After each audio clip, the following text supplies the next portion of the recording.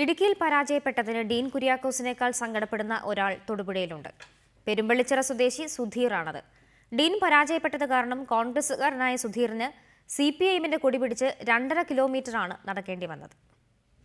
കാരണം മറ്റൊന്നുമല്ല, ഇടുക്കിയിൽ ഡീൻ ജയിക്കുമെന്ന് സുധീർ തന്റെ സുഹൃത്തായ ബഷീറുമായി പന്തയം വെച്ചു.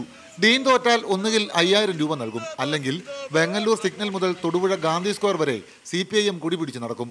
ഫലം വന്നപ്പോൾ ഡീൻ തോറ്റു. ഫലമോ കറതീർന്ന കോൺഗ്രസുകാരനായ സുധീറിന് ചെങ്കൊടി കയ്യിലേന്തി നടക്കേണ്ടി വന്നു. വെറുതെ നടന്നാ പോരാ, ജോയിസിനും LDF-നും മുദ്രാവാക്യം വിളിക്കുകയും വേണം.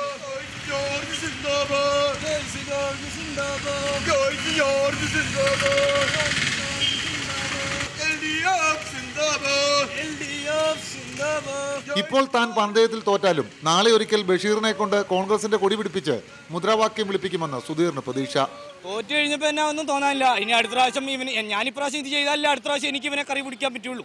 അതുകൊണ്ടാണ്. കനത്ത മഴയെ അവഗണിച്ച് LDF-ന് അഭിവാദ്യം അർപ്പിച്ച് രണ്ടുപേർ നടക്കുന്നത് കണ്ടപ്പോൾ നാട്ടുകാർക്കും കൗതുകം. കാര്യം അറിഞ്ഞപ്പോൾ കൗതുകം പൊട്ടിച്ചിരിക്ക് വഴിമാറി. അങ്ങനെ സുധീർ വാക്കുപാലിച്ചു. തെരഞ്ഞെടുപ്പിന്റെ പേരിൽ ഒരുപാട് പേരുടെ മീശ നഷ്ടപ്പെട്ടിട്ടുള്ള ഈ കാലത്ത് ഇതൊരു പന്തയമേ അല്ലെന്നാണ് സുധീർ പറയുന്നത്.